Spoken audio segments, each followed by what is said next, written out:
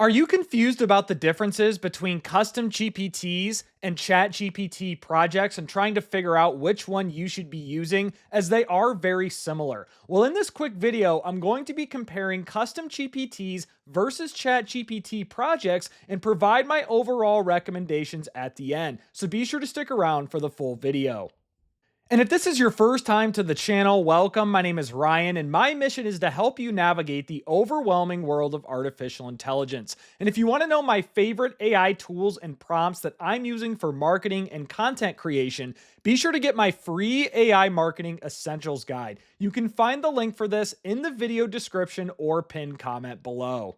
So first of all, you must be a paid subscriber of ChatGPT, whether that's Plus, Pro, or Teams, in order to create custom GPTs or ChatGPT projects. I do have separate tutorials for both of those, and I'll leave those in the video description below. So first of all, what are custom GPTs? These are tailored versions of ChatGPT designed to accomplish a specific task. So in this example, I have a Ryan Dozer AI agent custom GPT. So this creates content that sounds exactly like me, whether that's social media posts, video scripts, SEO optimized blog posts. And then on the back end of these custom GPTs, you can upload all of this knowledge. You can give it certain capabilities, create actions, conversation starters, give it instructions, give it a name, description, and so on and so forth, versus just using individual chats each time. And there are a lot of value to using custom GPTs, as I have a custom GPT for each task in my content creation process. So in addition to my AI agent GPT,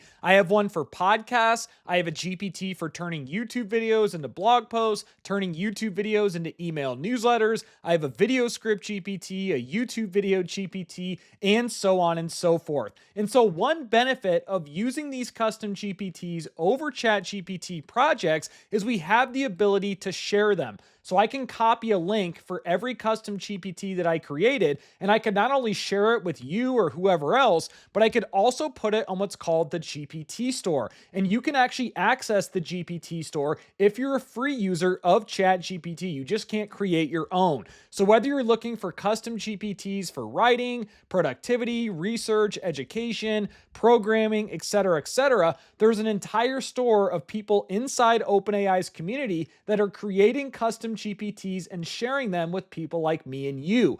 Versus ChatGPT projects, you cannot share a project. I think the only way you can do this is if you're on the Teams plan and you can share it within your teams, but I'm not even certain about that. But there is no way to share a ChatGPT project, and you can share custom GPTs. So that's a benefit of using GPTs. And speaking of sharing custom GPTs, if you want access to the ones that I've created, you can get these inside my free AI Marketing Essentials Guide under my custom GPTs. You'll see I've left links to all of the custom GPTs that I've created right there. So all you need to do is get my free guide by clicking the link in the description or pinned comment below. Now, when it comes to organization and organizing your different chats, this is an area where ChatGPT projects excel. You'll see I have all these different chats here right inside my ChatGPT project that I can easily rename. I can archive them, delete ones if I want to, that I can go back and find these with ease inside one project. Versus if I'm using a custom GPT, there is no way to organize the chats that you're using inside a custom GPT. I'd have to look on the left sidebar and try to find chats from before. I could enter the search bar and hope that I named it something that I could come back to later. But when it comes to the actual organization of chats, this is an area that custom GPTs lack. And what's also cool about projects is if you're using ChatGPT, but you're not using a project or a custom GPT, you're just prompting the main search bar here. On the left-hand side, if you click this options with the three dots, you can actually add chats to projects. So if I want to add this AI keyword filter expansion to projects, I would click this, hover over add to project, and then you can add it to whatever project that you want. One of the most frustrating parts of custom GPTs, in my opinion, is that we cannot add add these to a ChatGPT project. So if we're chatting with our custom GPTs, it'll show up on the left-hand side here. And let's say, for example, I think this was one that I did, AI model overview. Yeah, so this was a chat where I used a custom GPT, but unfortunately, I cannot save this to a project. So anything that you're using a custom GPT for, you can't even organize that in a ChatGPT project, which is extremely frustrating. Now, I saved the most important factor for last, but one of the biggest differences between ChatGPT projects and custom GPTs is that inside a project, we have the ability to use multiple language models from OpenAI. So in a ChatGPT project, I can start a new chat with GPT 4.5, GPT 4.0, or o1. Unfortunately, you can't do scheduled tasks or use these o3 models, but that's not a big deal in my opinion.